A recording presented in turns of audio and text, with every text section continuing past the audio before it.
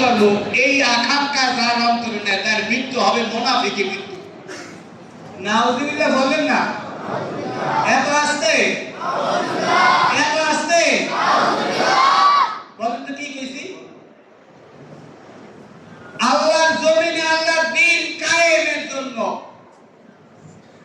শতকরা 90% নামাজি বানানোর জন্য যত তাবলীগ করে, যত হুজুররা ঘরে ঘরে গিয়ে দাওয়াত দেয়, আর যত ওয়াজ করে, কোরআন হাদিস বুঝিয়ে খাওয়াই দিল, শতকরা 90% নামাজি বানানো যাবে? আরে যাবে না। বলেন না কেন? সমস্ত ওলামায়ে কেরাম ঘরে ঘরে দিয়া দাওয়াত দিলেন, সবার হাতে পায়ে ধরলেন, সারাদিন ওয়াজ নসিহত করলো, শতকরা 90% নামাজি বানানো যাবে? কিন্তু বাংলাদেশের রাষ্ট্রীয় হুকুমত যদি এইভাবে হয়ে যায় যে যদি যোহর নামাজের আযান হয়, ওই মসজিদ মহল্লায় একটি দোকানও খোলা থাকতে পারবে না, একটি মানুষও বাড়িতে থাকতে পারবে না, সব মসজিদে সুস্থ বালেক মানুষ মুসলমান মসজিদে হাজির হতে হবে, তা না হলে তার ব্যাট হবে, পানিশমেন্ট হবে, জরিমানা হবে। শতকরা 90% নামাজি হবে কি হবে না? কিন্তু 90% আলেম দাওয়াত দিয়া শতকরা 90% নামাজি বানাতে পারবে না। তাহলে রাষ্ট্রীয়ভাবে আইন দরকার আছে কি না? রাষ্ট্রীয়ভাবে কোরআনের আইন দরকার আছে কি না? রাষ্ট্রীয়ভাবে কোরআনের আইন চান?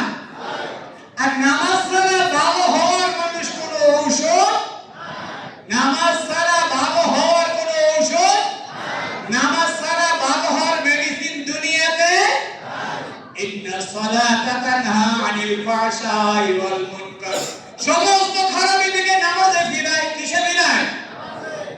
সমস্ত বদমাশি থেকে নামাজে ফিরায়, সমস্ত বেহায়া থেকে নামাজে ফিরায়, সমস্ত অপকর্ম থেকে নামাজে ফিরায়, সমস্ত গুনাহ কাজ থেকে নামাজ ফিরায়। ঠিক না বলে?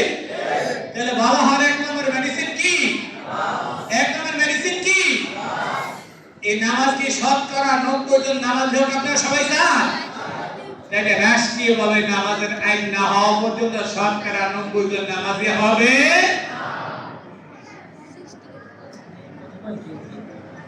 সারা বাংলার সমস্ত পীর মাশায়েখরা যদি ঘরে ঘরে দিকে ওয়াজ করে, তবুও শতকরা 90% নামাজি বানানো সম্ভব না।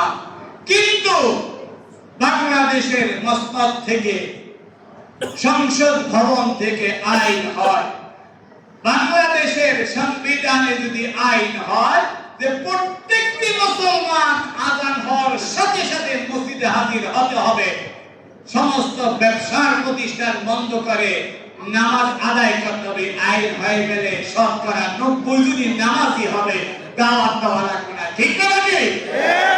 নামাজ শরীয়তের একটি আইন। নবী আকরাম সাল্লাল্লাহু আলাইহি ওয়াসাল্লামের কাছে তিনটা জিনিস ফিরিয়েছিল। কয়টা? এটা বলি শেষ করব। কয়টা? রাসূলুল্লাহ সাল্লাল্লাহু আলাইহি ওয়াসাল্লাম দুনিয়াতে আসার সাথে